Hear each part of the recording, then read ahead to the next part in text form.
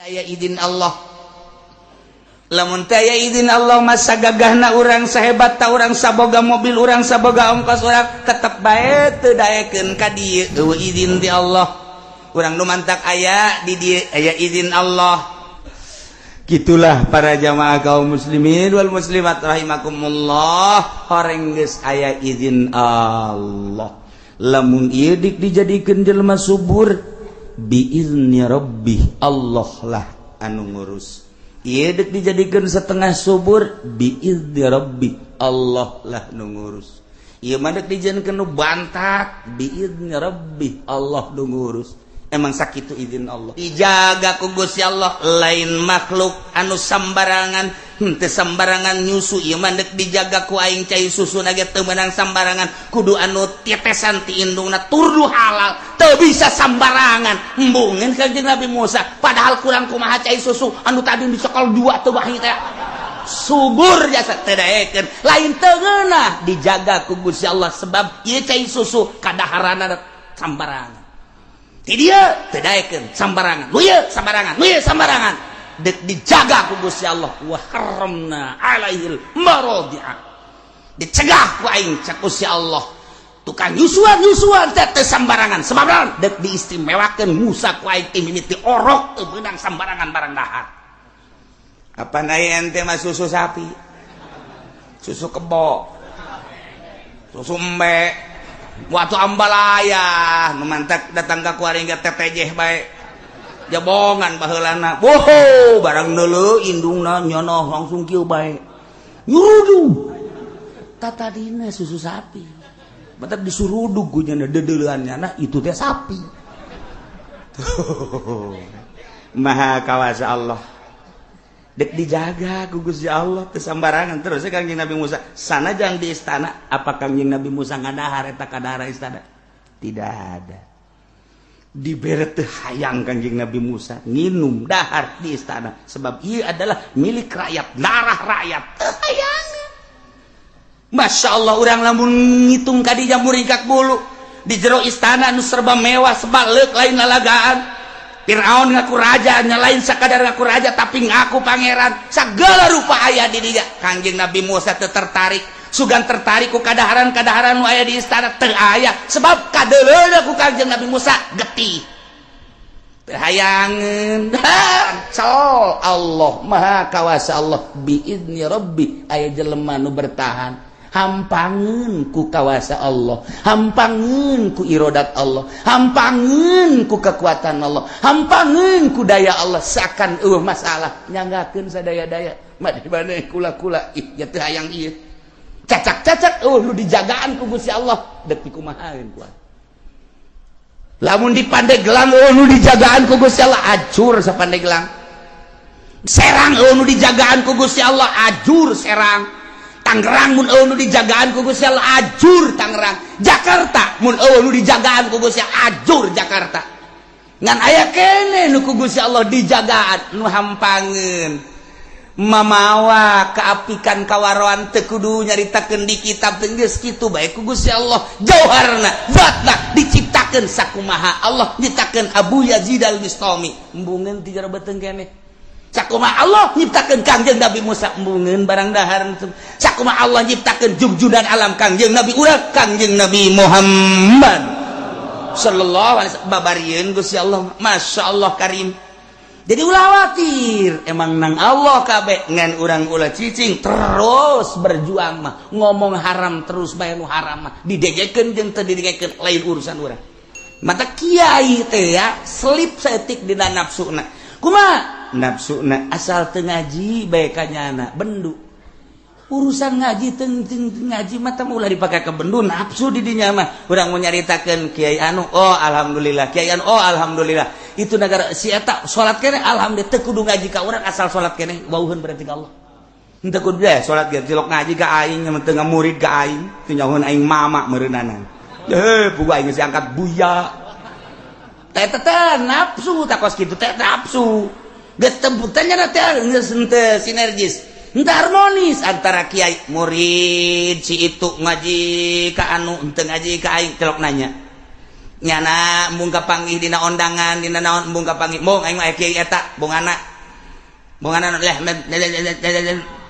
teu beres perbedaan puasa bae jadi teu ngomong ge atah amat sih sarua deka Allah perbedaan soal puasa beda sapoe kok hayu teu nanya sih bongan nyana mah makena nu kos kira teh bae tayang aing mah tayang wau nafsu ayeuna ibadah ka Allah mah tuh oh nyana make anggeran oh urang anggeran ieu atuh masalah aja sarua deka Allah atuh adapun ke urusan nu narima jeung teu narima nama Gusti Allah kunaon hayu teu nanya malah diomongan ulah sok kaji kadinya beda puasana lebaranna beda tayang aing mah ye teu nurut cenah mah ka pamarentah ye bandingan ti urang pamarentah ngagejebur sia ye pamarentah artinya ulah dijadikan permasalahan atau hayu bae jadi ka Allah gimana jitu wau nafsu teh kos kitu ngaranna di dieulah loba keselipan para kiai aya nu deuk lebaran dikunci kapan masjidna ina naonan ngunci masjid cenah salah ya Allah ya Rabbi nyana geus jelas bener apa henteu sih atuh deuk sarua deuk ka Allah mangga Allahu akbar sarua perbedaan atuh mangga tah baja keyakinan pek bae mantak istimewa jasa pemerintah mah menghargai Naksabandi padahal bejanan 3 poe oh masalah geus jasa sarua ka Allah kunaon atuh aya di urang ribut iyalah permasalahan nafsu hayang dituturkeun eta lah nafsu ja urang mah ulah hayang dituturkeun ngaji sampaikeun urusan hayang dituturkeun nafsu ulah hayang dituturkeun asa ngadenge salat eta salat puasa geus alhamdulillah pandakwah teh titah nyahun ka Allah kuna salat kuna puasa adapun nyana ngaji ka urang henteu lain urusan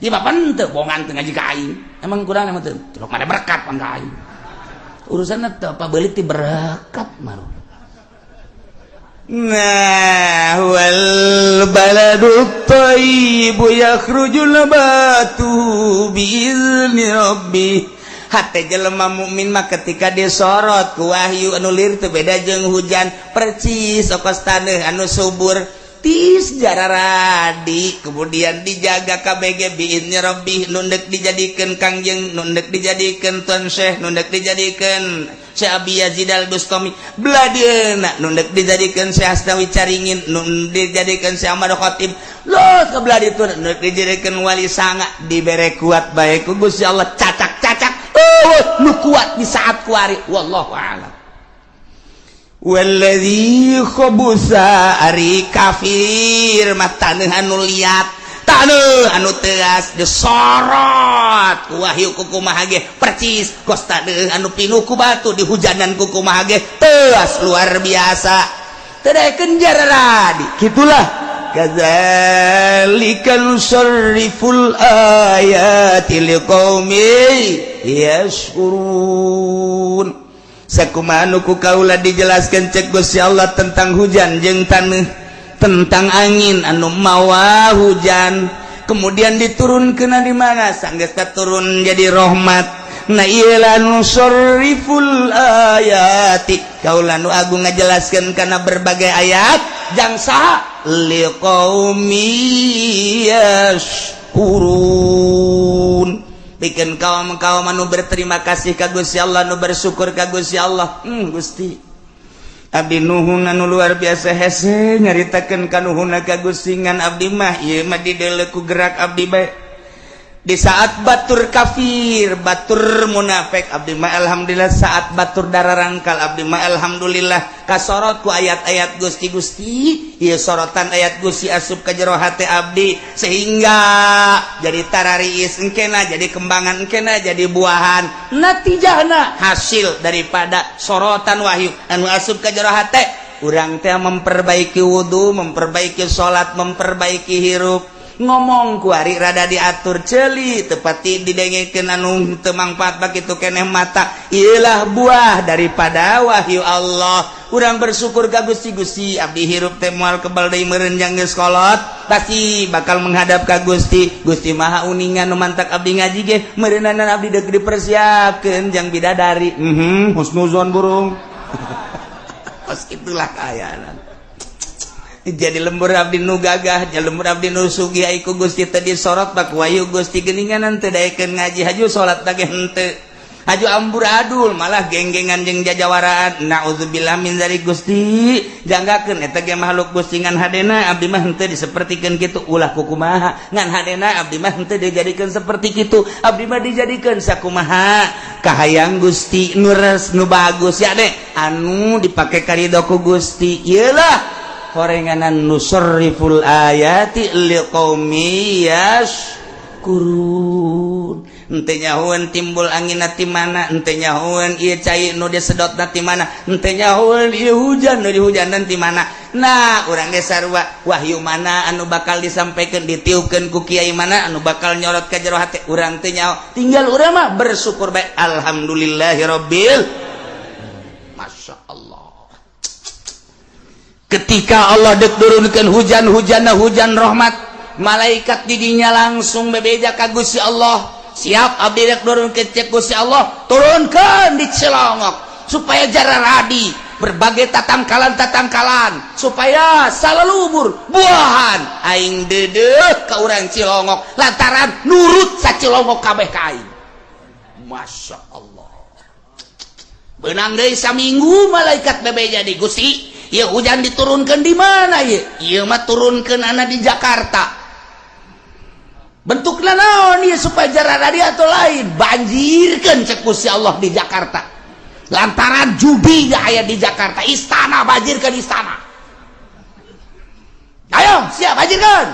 Siap cek malaikat. Datang ka sakumaha? Teu kudu aya loba-loba mah. Ieu mangan ngawarah urang istana doang. Sok datangkeun sabitis teh heula di istana. Emang lainang malaikat. Jagaan ku urang istana. Teu jeli anjing datang ke kajagaan. Cili aing ulah dengan dua-dua anak. Jadi okosna urang nyalahkeun hujan. Ulah kembali ka diri urang. Sebab malaikat nyahuan diwakilan ku Gusti Allah wakil.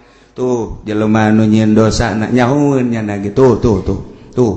Nu mana? Tuh DPR tuh. Jaho. Lag-lag ku sia cenah. Kusia non karang-karana hujan tuh itu saya mana sih tuh nyaho itu saya tuh Jokowi.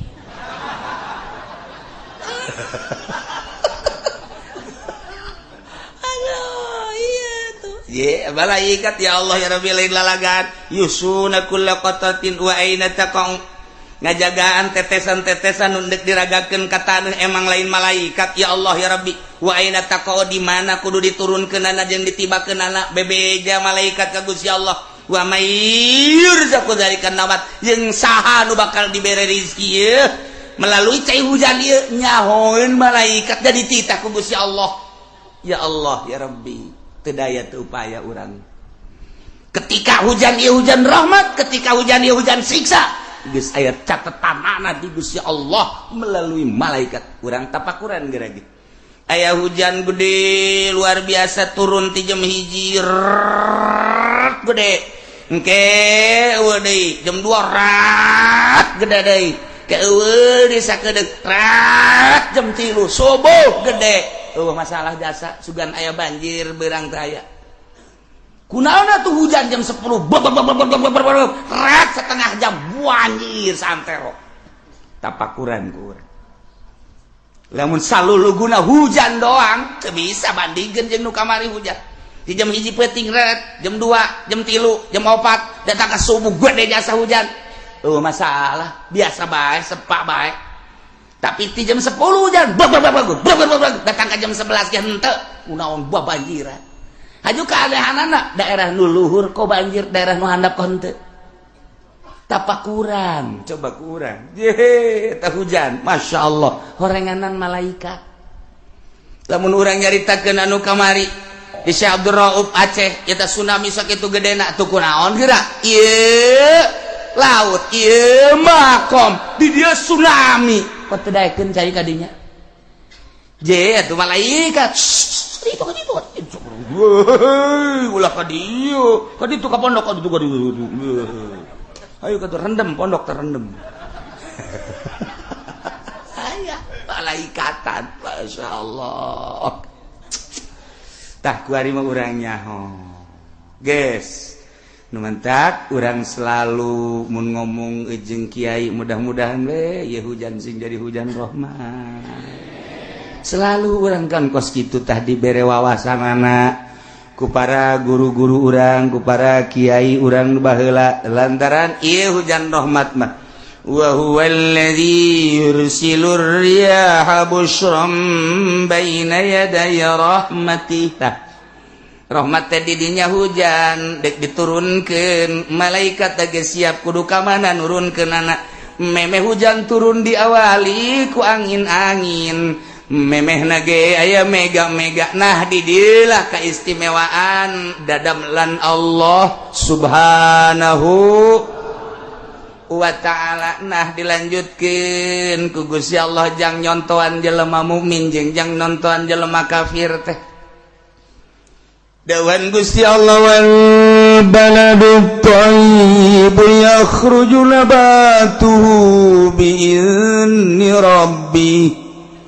Ari taneuh anu bagus mah anu gembur mah anu subur taneuna ketika diturunan hujan teh yakhruju nabatuhu kalaluar jajadian-jajadianana eta kalaluar jajadian teh lain sakaluar-sakaluarna horeng biizni rabbih kalawan izin pangeran. Masya Allah brug hujan tiis karasana ka urang isuk-isuk anyep luar biasa cai sing kerelek dina paranti lempang cai kokorolokan dan lain sebagainya di sawah kadeuleu ku urang cai tapi galenganana kadeuleu herang caina urang kadinya di dalam tiis-tiris bang urang sekorodong baheula mapan ka sawah teh kieu bari dikadiakeun awat teger di dinya teh kadieu kanyahuan kunyanya samping dikatak-takeun baju dipake ka dieu teger di bawah horeng teu make calana eta baheula kos karar itu tinggal urang sawe ai awewe anu deui sararawah teh hei-heian sugan teh enak belut mana eta tewak belut nya nama ka dieu tuh mana belut eta ngagantung kan jaheuh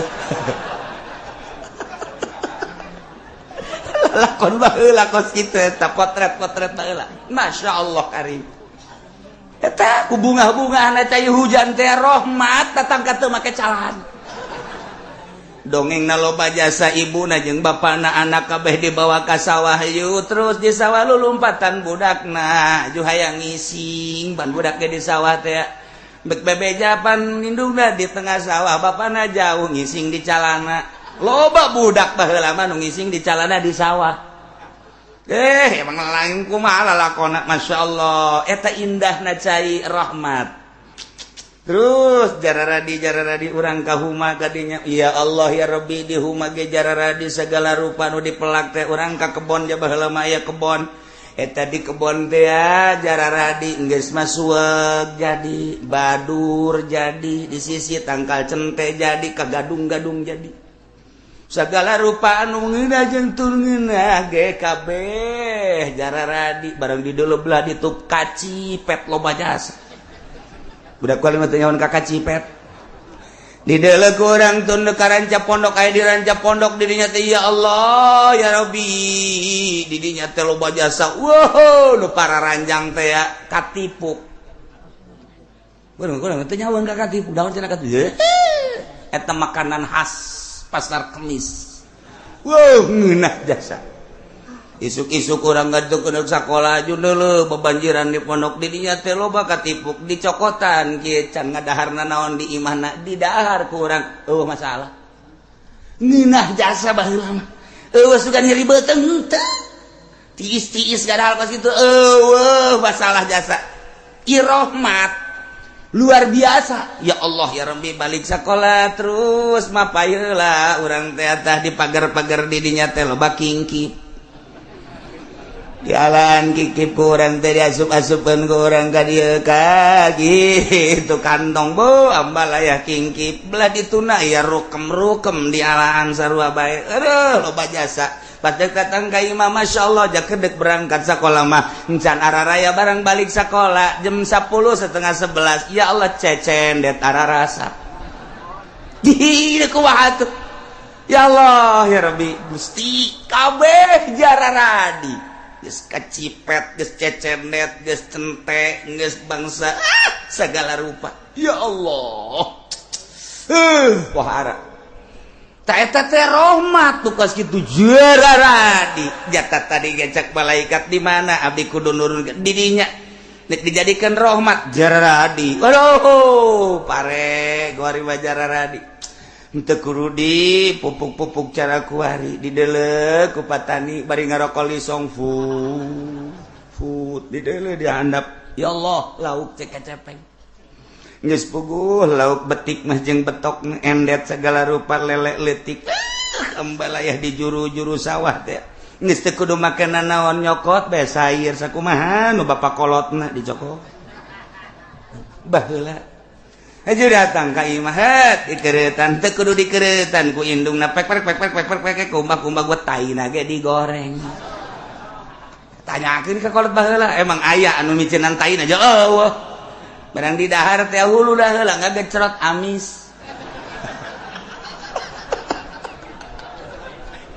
taina tadi dibicenan baheula emang anu dibicenan henteu hei para teu kebal loba nu lulumpel hiberan usimna eta teh usim simet mulai orang nyokot pangitik di teh ka kolot urang kabeh lapor ka kolot ka dieu coba heula mais manggang morogo poos potong poos tah kudu kumaha tuh hasi hayang mais hayang morogo hayang ngarogo mais bae mais potong pelebah mais hayang ngarogo potong pelegah ngarogo nun teu lapor heula ka emak urang ka indungeun ka bapa urang atuh poos teu menang je baheula masa dikitukeun trak meunangan boh diasikeun kana botol eta potret-potret baheula di zaman-zaman Bung Karno masyaallah masa-masa indah masa jelema jalalujur jeung adil masa-masa wanon gitu ngaranna kitu lalai keluar pas tepat waktuna asal maghrib keluar diojok-ojok ku budak teh keluar memeh maghrib asup deui lalai baheula mah nurut asup deui cak lalai ngeganggu gua belum maghrib lo asup deui lalai jujur baheula lumantak cek abah almarhum coba deulean coba lalai geus aya keluar tancan dideuleuh geus bah maghrib geus yakin jasa asal lalai keluar maghrib hiji mangsa mah dideuleuh ku kula teh geus kaluar teh lalai geus bah dideuleuh ih gak kurang 10 menit manja lalai geus kaluar geus bah orang santri tas ngojok-ngojok santri teu beres mah ti baheula tah miheulaan bae cak abah teh ulah sok diojok-ojok eta karunya sia ulah eta asal diojok asup deui tapi lalai eta lalai baheula bae nurut coba anak urang kuari maghrib di mana-mana eleh kulalai bolon eta anak urang kuari ya Allah ya Rabbi zaman indah jasa nu kamari ngeunah jasa simet digoreng ngeunah lele digoreng seungit betok digoreng seungit kuari mah ngomong mutu teh macan ayana eta doang beungeut sia atuh heuh tapi ngeunah aju petingna lantaran patani mah terus mirunan masyaallah ngepul galur ja aya tiris pat baheula di daerah Pasar Kemis mah sarua jeung di Lembang Bandung baheula weh indah jasa maghrib teh siduru urang dirinya jam 7 jam 8 aju lantaran dirinya siduru maksudna mah supaya haneut belah dituna aya huma aya dangder cacawenean dikorek di jero nu boga nama teu nyahoeun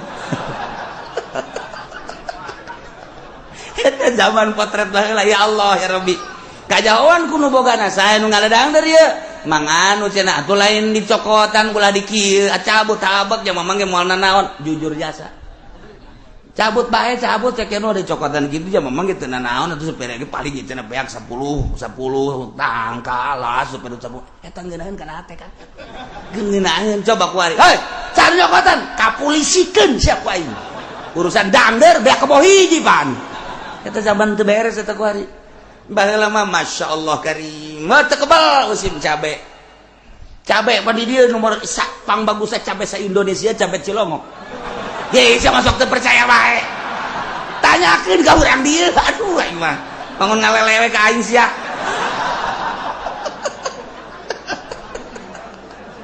Ya Allah, patani di Cilongok teh kapan musim cabe manu bagusna dijual eta anu kameron-kamerona ditumpukeun kapan didinya. Anu lakuna dijual nu teu lakuna dibikeun ka tatangga nu teu boga cabe dibikeunan ka santri. Wow, santri luar biasa musim cabe mah. Woi, santri teh meuleum cabe, coel cabe. Kemudian atuh sambal cabe, nyayur cabe kabeh. Ngising di sawah ambualaya kabeh ngabeten kabeh kunaon nyeri bujur. Ieu carita potret baheula ya Allah ya Rabbi indah jasa teu kebal usim jagong ya Allah ya Rabbi ngala jagong ditumbuk dijual nu bagusna anu bangsa ompong-ompong jagong saeutik teh kapan teman teu laku ditumpukeun di dinya dibikeun ka tatangga zaman balalager baheula mah tatangga lamun musim jagong kabeh ngarasaan bagian anu teu benerna dibikeun ka santri tetep santri kabagian bae anu bangsa sajagong dengan A5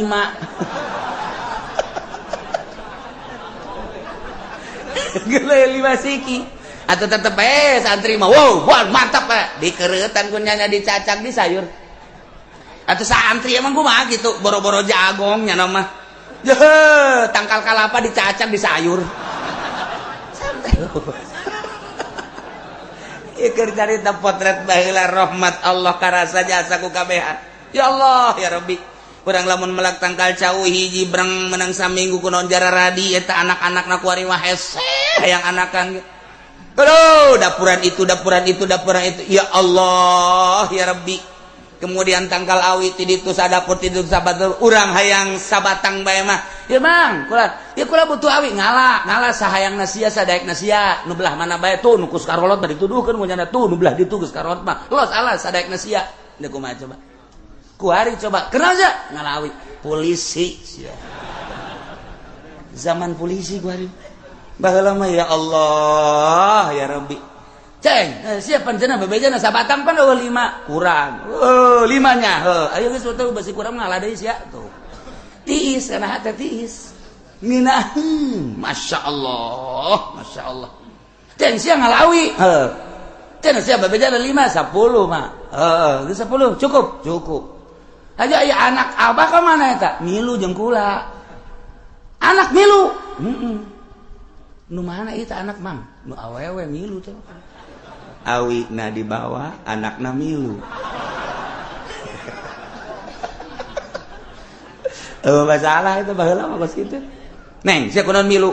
Nyana mawan awi karunya jasa teu kabawaeun ku kula dibantuan. Eta nu awewe ge milu bantuan. Sia mah bogoh meureun, kitulah.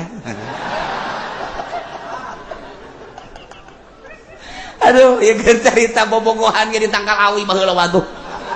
Potret baheula tah ieu rahmat Masya Allah karim ngeunaheun tarariis neuk barang dahar huwi loba kemudian atuh ibutun aya kemudian atuh naon kareng dangder aya ih kasueg-sueg ngeunah baheula balang baru imal nyaweun sueg bisa-bisa ngadahar badur mabok sia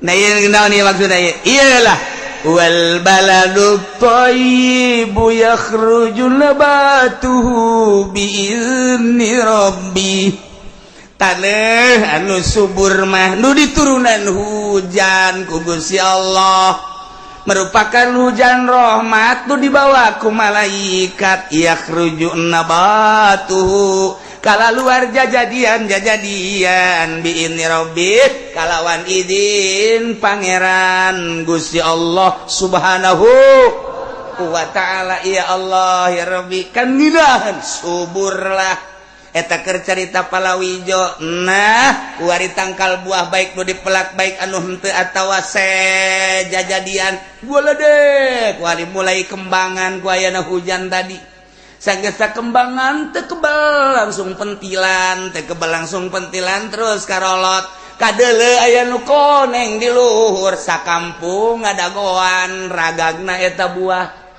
potret baheula sakampung kararieu bae ngadagoan angin wer patek trok buah jeung buah lantaran patek ragagna hiji nu perebutna aya 100-an mebreg buah anu diperebutkeun mah buah daging tapi hulu bara rentus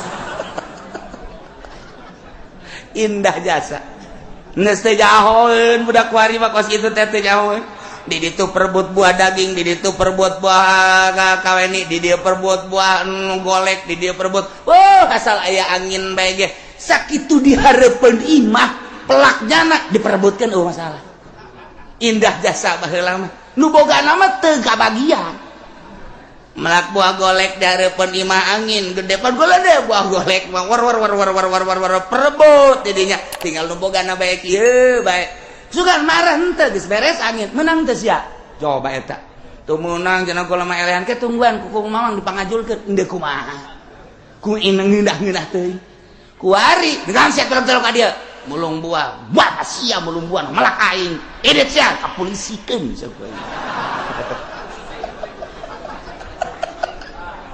jauh jasa nu matak hirup anu rada belah ditu indah jasa geus pokona hirup nu belah ditu indah jasa nu hirup da kuari geus teh nyaho kaindahan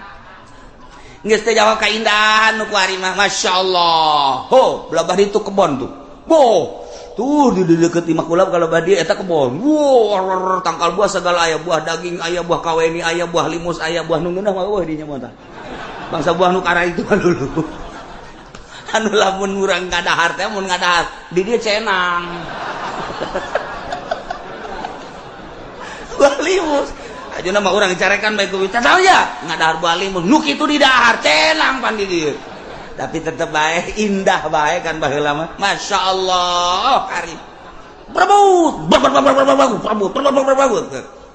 datang ka imahna masing-masing cak indungna sia bau tai amat sih ye jatuh ngising eta sia ada dapur di mana gorenganan perebut buah dihandap teh tai santri aduh geus pokona indah jasa zaman-zaman eta mah ngeunah jasa neule potret-potret ka tukang indahna par eueuh bendu babarengan buah nu saha teh buah nu bareng bae geus kabeh sumur hiji ku kabehan geus ya Allah ya Rabbi iyalah masa-masa jujur masa adil terasa lamun aya usim cabe kabehan ngadahar usim jagong kabehan ngadahar usim kacang kabehan ngadahar sanajan anu dibikeunan ka tatangga mah anu kences tapi tetap kabagian kan kuari boro-boro nu kences malah mah cangkangna dikahareupeun imah sia ka cangkangna atuh cangkangna ge neuleuh-neuleuh sia kadan kuna ngadahar padahal teh kudu bener ngomong kudu bener tungtungna mapan ka Sukabumi telu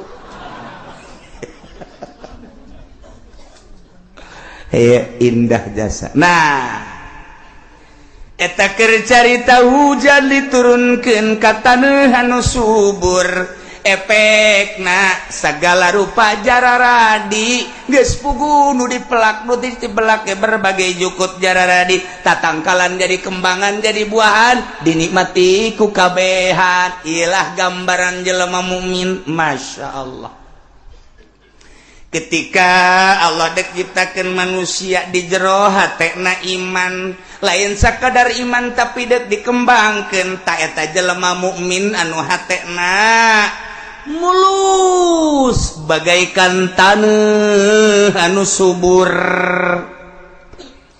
hujan teh hujan anu bakal nyemprotkeun kana taneuh subur anu bakal jadi ieu adalah wahyu Allah Al-Qur'anul Karim ketika Al-Qur'an disorotkeun ku hiji kiai anu ikhlas eta hujan ngaranna Al-Qur'an wahyu Allah disarupakeun kana hujan lantaran osok nyuburkeun disorotkeun kana hate jelema mukmin bray jararadi di jero hate teh mengembang di jero hate kesuburan-kesuburan ayat-ayat suci Al-Qur'anul Karim dihujankan melalui malaikat hujan wahyu ka jero hate teh mulai kuali berkembang wudu, salat, puasa, zakat, haji, sodako, jariyah dan lain sebagainya. Ialah hujan wahyu anu asup ka jero hate kuari ngembang. Nu tatadina teu wudu kuari wudu, nu tatadina teu salat kuari salat, nu tatadina Ramadan bung puasa jadi puasa, nu tatadina teu daek bunga haji jadi haji, nu tatadina teu daek sodako sodako, nu tatadina teu daek jariyah jariyah. Suburlah wahyu nyorot ke jero hate. Nulir teu beda jeung hujan nu dihujankeun kana taneuh anu subur. Ieu ge sarua bae jaradi kuari bisa diperbutkeun ku jelema. Masya Allah sakumaha tangkal buah, hayang nu ngora aya, hayang nu mengkel aya, hayang nu asak aya, nu buruk ge aya. Sarua diperebutkeun ku jelema. Sorotan-sorotanana ieu wahyu teh nu butuh wudu, nu butuh salat, nu butuh puasa, nu butuh berbagai-bagai. Nah, diperebutkeun ku jelema. Kos kitulah wal baladut thayyibu nabatu yakhruju nabatu biizni rabbi. Masya Allah, nu mantak beda jeung kafir. Ai kafir mah dibahasakeun lana ku Gusti Allah. Walladzi khabutha la yakhruju illa nakida. Ari taneuh anu teuas, ari taneuh anu sempit, ari taneuh anu teh subur, didinya pinuh ku babatuan-babatuan, pinuh ku kitu. Naon gara-garana anu bangsa teu ngajadikeun kana jajadian pinuh ku batu-batu, pinuh ku seplit, pinuh ku segala rupa anu bakal nanduskeun. Na ieu mah taneuh sanajan dihujanan layak rujuna batuhu teu daekeun kaluarkeun kana jajadian. Hujan mah hujan tapi teu daekeun kaluar jajadian illa nakida, kecuali hese anu luar biasa.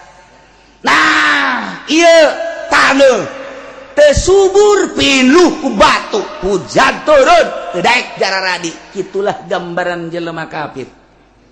Hatena lir teu beda jeung taneuh anu liat, taneuh anu teuas. Disorot ku wahyu Allah, geus puguh wahyu nyorot kanyana ngabalir bae. Kurang kumaha pinterna Abu Jahal lantaran taneuhna taneuh batu. Langsung tina baham Kangjeng, tina lisan Kangjeng ngabalir. Kurang kumaha Abu Lahab jepin terjasa teh. Tokoh Mekah anu lain lalagaan Abu Lahab datang ke aya dina Al-Qur'an. Tabbat yada Abi Lahabil wa tab ma aghna anhu maluhu wa ma kasab. Eta sayasla naron za lahab wa imratuhu hammalatal hatab fi jidha hablum. Eta teh Wahab, Masya Allah, lain lalagaan. Kurang kumaha, wahyu-wahyu nyorot, mantul teu daekeun bae. Tah Abi Lahab, Abu Jahal, Abi Lahab, Sufyan dan lain sebagainya. Eta taneuhna diciptakeun ku Gusti Allah liat pinuh ku batu. Sorot-sorot teu daekeun. Kuari urang mah kuari alhamdulillah ibarat taneuh mah meureun urang mah taneuh subur. Lawaka amin bahwa teu. Tapi orang mah mudah-mudahan alhamdulillahirabbil alamin keur dihujanan. Tapi tatangga urang di lembur, tatangga urang di boluluhur urang ditu geus nyahoan, tapi tetep bae teu daekeun geus puguh nu kalalapir mah di saantero urang lain teu nyahoannya lantaran taneuhna batu. Teu bisa jararadina naon. Urang mah alhamdulillah barang dihujanan ku Al-Qur'an cep ka jero jararadi. Ternyata orang nu jararina bensin malulu. Tangkal cucuk jadi di dieu. Aya bangsa bubuahan mah teu daek jararadi heran. Nu jadi mah imah yang bangsa kitu bae cucuk-cucuk erbis bae. Geus datang ka imahna bendu nu aya. Eta ge sarua. Aya bae nu beukieun mah embe mah tetep beukieun. Geus jana atuh menyatu jeung embe. Cak embe teh pantas ngaji sih aju ngomong aing di jerona ya jukutan. Loba omong, geus milik kula tuh cak embe teh. Jadi nyata tas ngaji ge tetep lain jeung musola menyatuna jeung embe. Tuh, kumaha nu jadi di jero hati urang bae hujan jadi hujan ngahujanan tanah subur tanahna geus bapare jadi atuh dangder jadi hui jadi geus puguh bubuahan jadi horenganan tangkal bujang kaget ge anu katoel aja cucuk kan cucuk kali age jadi dan lain-lain sebagainya jararadi geus puguh jukut-jukut bajaradi nu sok dijieun samak teh jukut taun karang-karangna walingi ge jararadi nah ieu nu di jero hate urang nu jadina sorotan-sorotan teh apakah anu bermanfaat apa henteu kurang tinggal introspeksi baik kurang namun cucuk pacul cabutan kurang jukut cabutan kurang sing hade bae pare nu kacabut jukut diantep sing hade ya Allah ya Rabb lamun urang ngembalikan ka maha kakawasaan Gusti Allah nyaritakeun hujan jeung taneuh anu subur ketika di hujanan teh jarara di kamangpaatanana karasa baik kunu bogana atawa ku batur kitu keneh hate-hate jelema mukmin ketika di hujanan wahyu Al-Qur'anul Karim jarara di engke bisa dinikmati baik kunyana atawa ku batur nikmat jasa horeng kabeh ge biizni rabbi urang nu mantak aya di dieu ge keur di hujanan ku ayat wal baladut thayyib ieu teh aya izin Allah lamun taya izin Allah masa gagahna urang sahebat ta urang saboga mobil urang saboga ongkos urang tetep bae teu daekeun ka dieu eueuh izin ti Allah urang nu mantak aya di dieu aya izin Allah deuk naraon cenah ieu ka dieu deuk ngaji lain deuk naon deuk deuleu pondok nu kamari kahuruan teh sia juga sia aing kan ngaji lain aing deuk deuleu itu we cenah bangunan aya nu nanya ka kula kieu deuk bangun deui itu kumaha aing bae henteu maksudna deuk dibangun teh henteu atuh saya emang deuk nyumbang tale henteu atuh nu nanya-nanya teh nyumbang henteu naon henteu nanya bae karibed-ribed sia badalekeun bae atuh henteu cara tuh kula hayang nyaho bae engke maksudna lamun kiai neuk ngabangun deui kulakan di lembur deuk maksudna donatur ijang pondok Cilongok aju engke kieu maksudna kiai lamun menang 100.000 50 jang kula pangkorak ya ieu bangsatna ieu mantak aing mung loba omong ge eta kos kitu cenah kiai ngabantuan kula bae tangkorak sia meureunana ieu jahanam ieu ya alhamdulillah kejadian masalah bea kabeh lurah hadir camat malam eta ge hadir isukna bupati ge hadir alhamdulillah kepedulian hadirna doang alhamdulillahirabbil ulah kaseri mah keur hadirna ge geus alhamdulillahirabbil alamin berarti kan nyana nyahong tuh geus jadi ku hadirna ge nyana nyaho berarti tuh geus hadir adapun ka dituna ulah bata tanya sebab siapa ngananya doang kan gitulah para jamaah kaum muslimin wal muslimat rahimakumullah horeng geus aya izin Allah lamun ieu dik dijadikeun jelema subur biizni rabbi Allah lah anu ngurus ieu dik dijadikeun setengah subur biizni rabbi Allah lah nu ngurus ieu mah deuk dijieunkeun nu bantat biizni rabbi Allah nu ngurus emang sakitu izin Allah lamun urang ningali ka zaman baheula istimewa jasa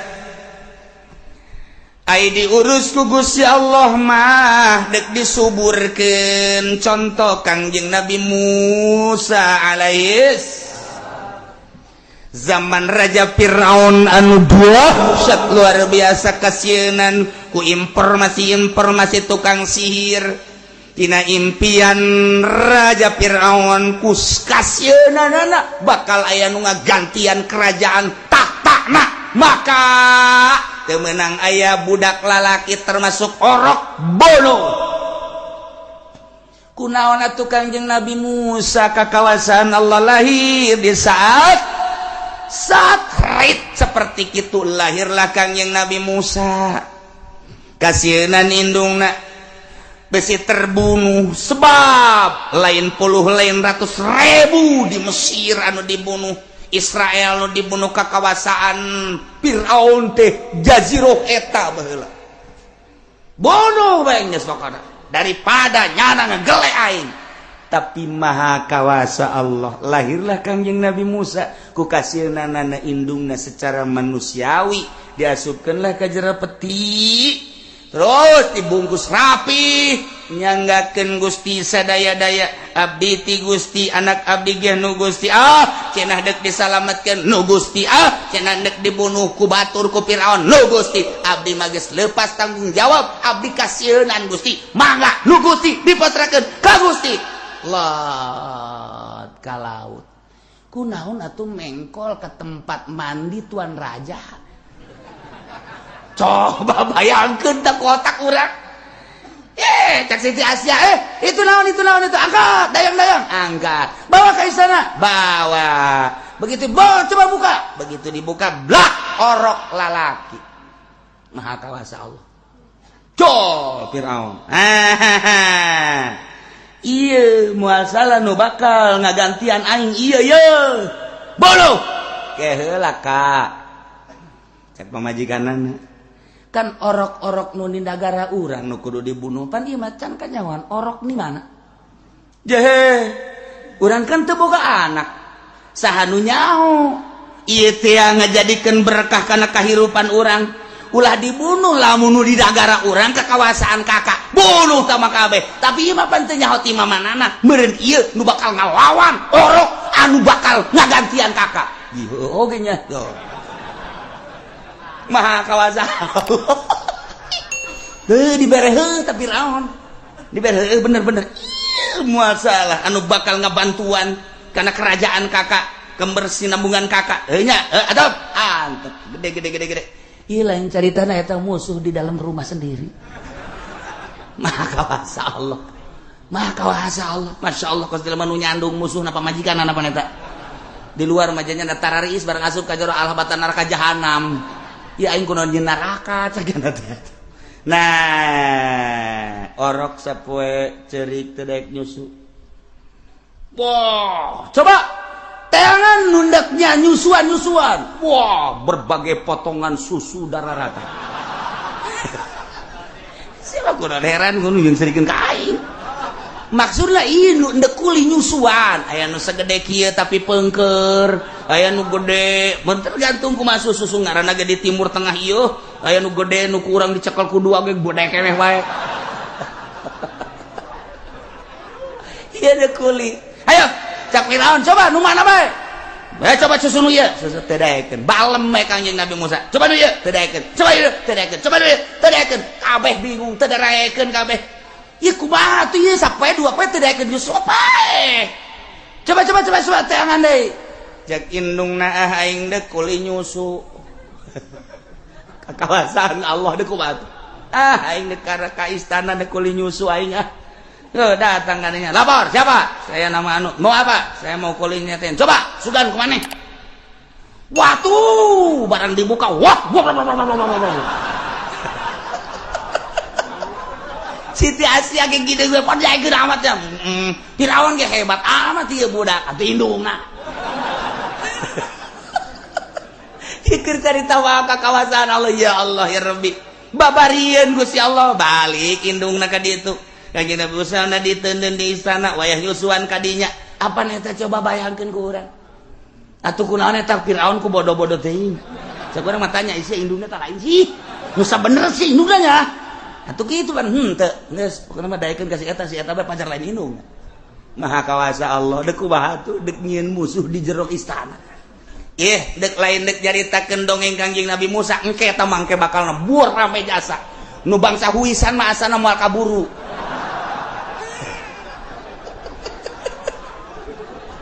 Mangganing rame jasa ya Allah ya Rabbi ieu mandek dicaritakeun wa haramna alaihil maradi'a Allah nyegah ka Kanjeng Nabi Musa ka tukang-tukang nyusuan coba bayangkeun dibere susu embung susu itumbung susu embung bung kunaon eta nu mantak embung dijaga ku Gusti Allah lain makhluk anu sambarangan sembarangan nyusu ieu mah dek dijaga ku aing cai susu na ge teu meunang sambarangan kudu anu tetesan ti indungna turdu halal teu bisa sambarangan embungeun Kanjeng Nabi Musa padahal kurang kumaha cai susu anu tadi dicekal 2 teu bahi teh subur jasa teu daekeun lain teu geunah dijaga ku Gusti Allah sebab ieu cai susu kadaharanna sambarangan ti dieu teu daekeun sambarangan nu ieu sambarangan nu ieu sambarangan dek dijaga ku Gusti Allah wa haramna alaihil maradi'a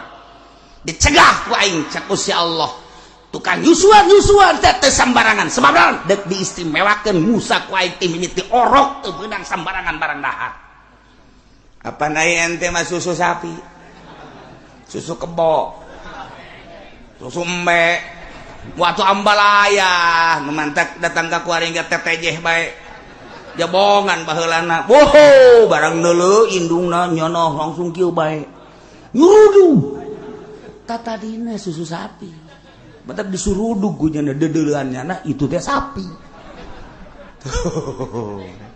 maha kawasa Allah dek dijaga ku Gusti Allah teu sambarangan terus Kanjeng Nabi Musa sanajan di istana apa Kanjeng Nabi Musa ngadahar eta kadahar istana tidak ada dibere teu hayang Kanjeng Nabi Musa nginum dahar di istana sebab ieu adalah milik rakyat darah rakyat teu hayang Masya Allah urang lamun ngitung ka dinya muringkak bulu di jero istana anu serba mewah sebaleuk lain lalagaan Firaun ngaku raja nya lain sakadar ngaku raja tapi ngaku pangeran sagala rupa aya di dinya Kanjeng Nabi Musa teu tertarik sugan tertarik ku kadaharan-kadaharan nu aya di istana teu aya sebab kadeuleuna ku Kanjeng Nabi Musa getih teu hayangeun coba urang undang ka bupati ka ditu deh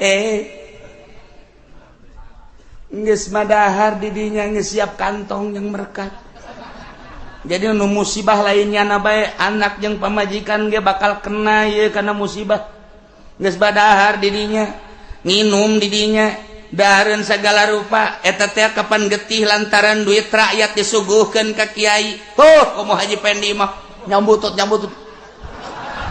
sakumaha jumbo kurang parab sarwana jeung Haji Pudoli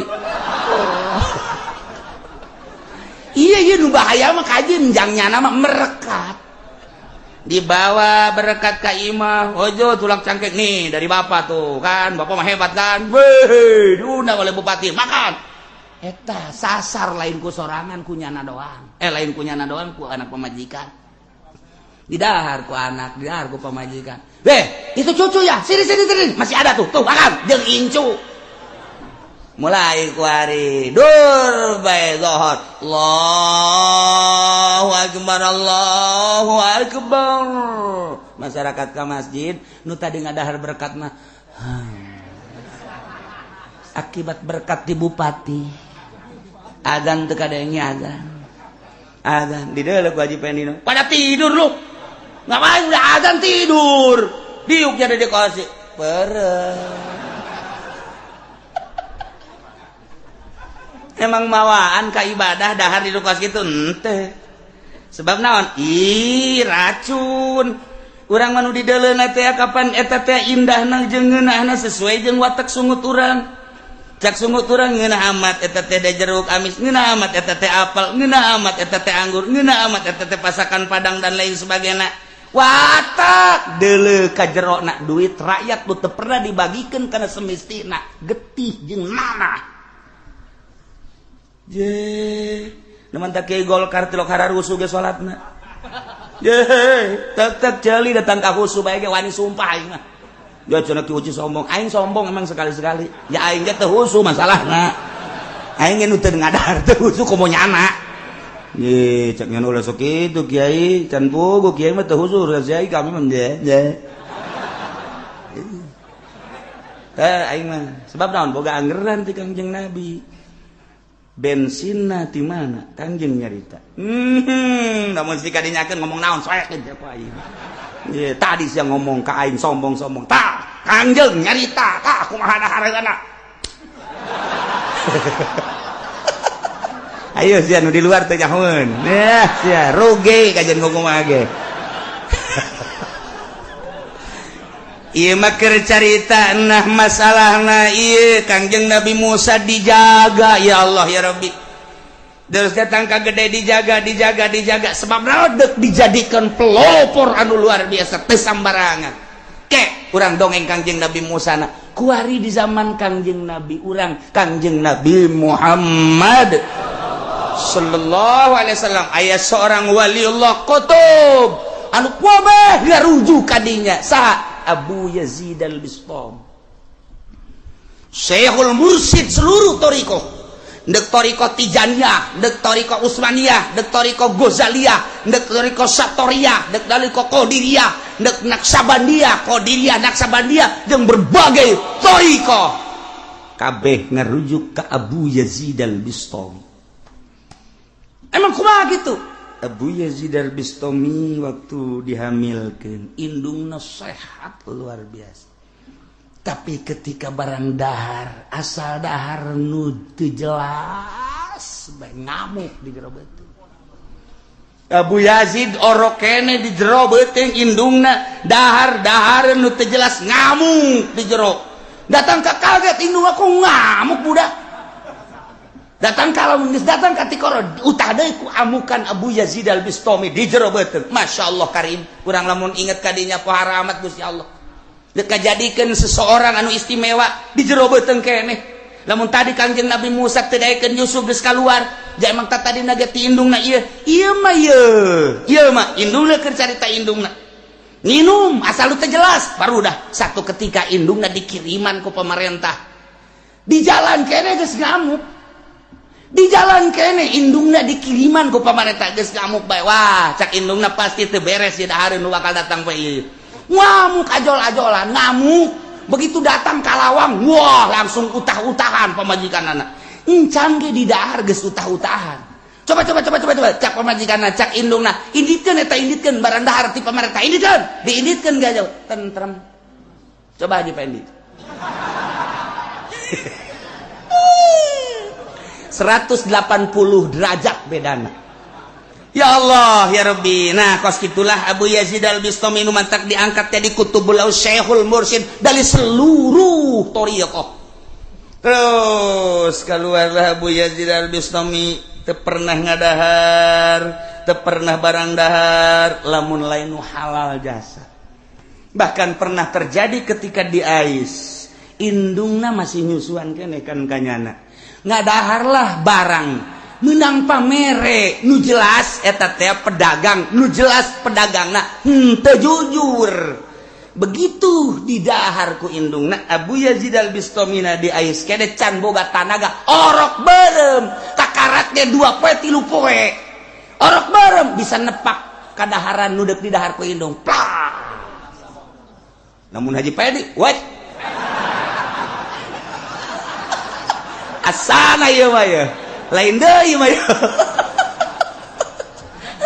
kageteun indungna ya Allah ya Rabbi munajatlah indungna ka Gusti Allah ya Rabbi abdi teh ieu ngandung budakmu ieu kok aya perbedaan nah Gusti selalu berontak bae di jero beuteung hingga ketika abdi rek barang dahar hiji dahareun ieu teh ko ditepak aya naon Gusti abdi nyuhunkeun petunjuk Gusti langsung peutingna sare indungna ngimpi kapanggih jeung Gusti Allah ya Allah eta ngimpi urang mah jeung kuntilanak uyang ngaing mangimpi urang mah sakunaon itu urangnya sareng kosan ai ngimpi diundang budak anjing hideung aduh hadeuna ge hudang aing pita tadi aing hudangkeun capek aing impian urang mah kos kitu bae gimana kubata eta teh geus disimpulkeun bae teu nyaritakeun kos kumaha ngan disimpulkeun eta langsung ti Gusti Allah cak Gusti Allah wahai Ibu Yazid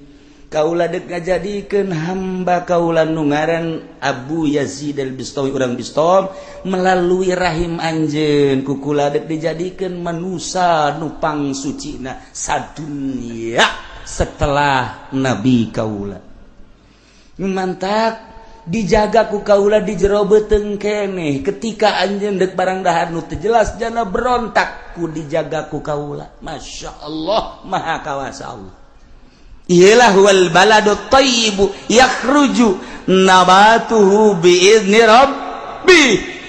Tinggal kuari introspeksi jeung diri urang. Mun tadi Kangjeng Nabi Musa seperti kitu istimewana. Mun urang nyaritakeun Tuan Syekh Abdul Qadir sakitu hebatna bulan Ramadan ge puasa. Mun urang nyaritakeun Abu Yazid Al-Bistami Syekhul Mursyid seluruh thariqah seperti eta poharana. Coba ka diri urang geus datang ka mana urang ngadaharan riba.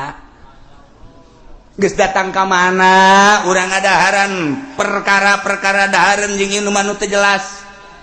Ketika orang jadi pamarentah geus datang ka mana urang barang dahar anu teu jelas selain gaji urang. Ketika urang dagang, ketika urang tani dan lain sebagainya. Bener ge ieu kabeh ge meunang Allah meureun. Mun urang teu bener ku Allah urang deuk di kana neraka. Meureun naudzubillah min dzalik wa min dzalik. Maha kawasa Allah ngajagaan hambana. Gusti Allah dijerobeuteun keneh. Terus datang ka kuari nu dijaga ku Gusti Allah. Ya Allah ya Rabbi, moal kebal deui abdi teh ieu baru menghadap ka Gusti. Ketika abdi menghadap ka Gusti tengah-tengah negara anu keur lain lalagaan ramena, informasi teh lebih cepat daripada kekuatan cahaya. Terjadi di dia Amerika geus aya, terjadi di Inggris geus aya. Berita-berita tersebut teh ya Allah ya Rabbi saat menjaburna hujan HP nu dijaga ku Allah mah teu hayang. Saat menjamur televisi nu dijaga ku Allah teu hayang. Saat menjamurna riba nu dijaga ku Allah geus teu hayang. Geus teu nyaritakeun haram halal nya geus dibere embung bae ku Gusti. Ditanya ge ieu sih haram apa halal sapodo siangan aing mah dibere embung bae ku Gusti.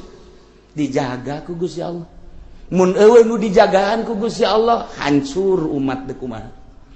Carita riba geus dihalalkeun, carita haram geus dihalalkeun, berani kuari mah. Lamun urang nyaritakeun tentang maling, korupsi geus ambalaya teu dijagaan ku Gusti Allah.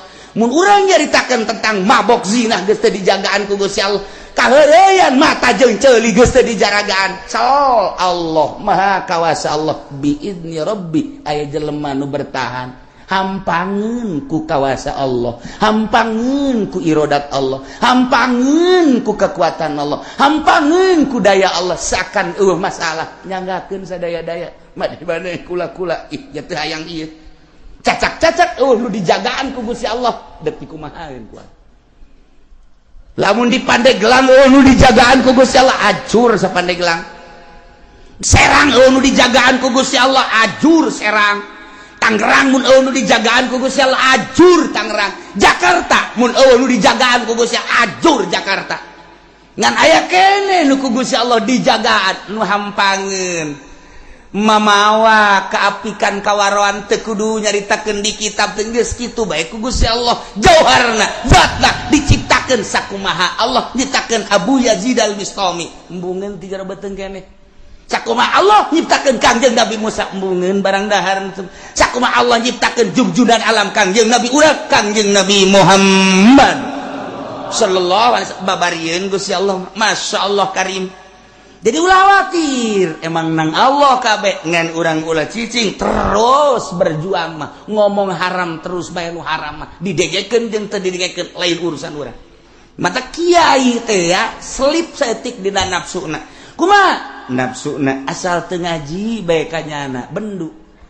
Urusan ngaji teu ngaji mah teh ulah dipake ke bendu nafsu di dinya mah. Urang mau nyaritakeun kiai anu oh alhamdulillah, kiai anu oh alhamdulillah. Itu negara si eta salat keneh alhamdulillah teu kudu ngaji ka urang asal salat keneh wauheun berarti ka Allah. Henteu kudu deh salat ge cilok ngaji ka aing mah teu ngamurid ka aing, teu nyahoeun aing mama meureunanan. Pugu aing geus angkat buya. Eta teh nafsu takos kitu teh nafsu. Geus temputannya teh geus henteu sinergis. Henteu harmonis antara kiai murid si itu ngaji ka anu henteu ngaji ka aing celok nanya. Nyana embung kapanggih dina ondangan dina naon embung kapanggih mung aing mah kiai eta bongana leh teu beres perbedaan